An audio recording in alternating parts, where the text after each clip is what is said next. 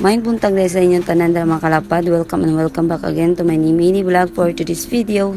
So mga ni dahil buntag karong adlaw mga kalapad. So i-share na ako sa inyo ha. So kana nga part naghipos ako sa mga mga kalapad kay paman si paglakaw ni partner. So lo sa tadiri sa to ang pamuyo. Pero abi ninyo mga kalapad, stress jud kay ko karong bulan na kay grabe jud ning ulan. Sige lang jud tag ulan ani. Mag 2 months na siguro dress mo sige pag ulan kay perti mang pangita sa panahon no mo ulan mo init, so nagkasakit jud ako mga bagtos karon mga kalapad, na stress kay ko.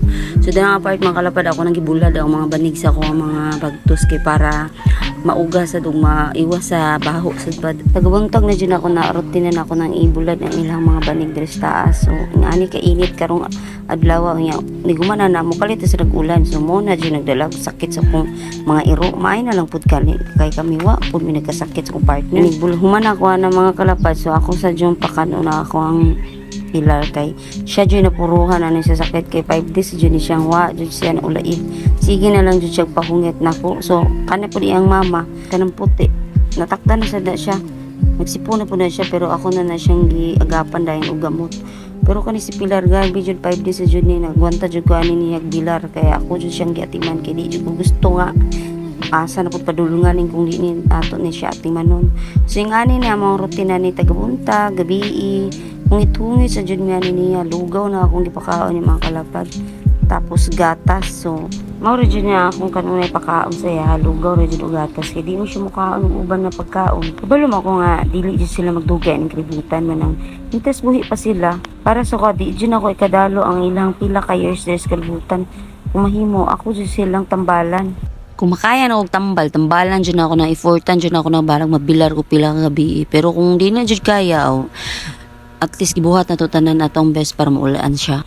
Ambot sa dani iri nga isog magkiniglang taon sa kuwa, mura magdako kay kasuko. Kaya nga part mga kalapad ako nang paimnon si Pilar og gamot. So mao na yan tambal ay gamot na siya sa sipon og ug. So kanang isa ka bukan na ako ng pikason kay di na pwede inom niya na isang buo. May na lang galing kining syringe no, wala jud na ako giwala, matay dugay na jud na mga pila na katuig sa kuha ng syringe akong gigamit sa iya.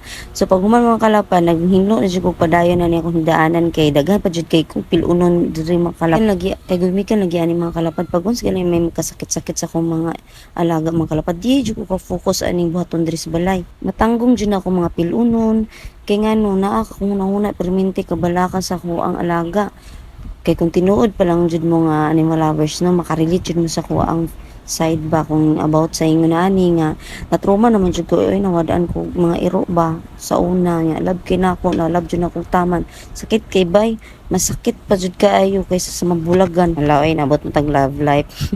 Sa dira nga part mga kalapad naghugas ako din ha kay paraon niya wala na hugason ba tas mahimlo na sad ko kay karon kalma na ako kay naa naman po improvement si Pilar na ako, marag okay na siya karon. So pag umanan na nagpakaon na sad ko sa mga iro, tapos ligo na ko bay kay marag baho na siya kay 2 days ako kaligo.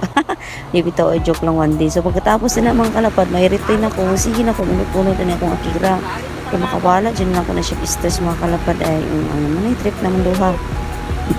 Diri ra kutob ang mini vlog na to karon adlaw mga kalapad. Ug salamat kay sa galantaw sa akong video bisan tuod na wa jud ni klaro yung pagka-record siya bulol-bulol pa. Di man jud dahil lalim ni hangak jud bahangak mag-record. So salamat kay mga kalapad. Bye bye. God bless sa inyo tanan.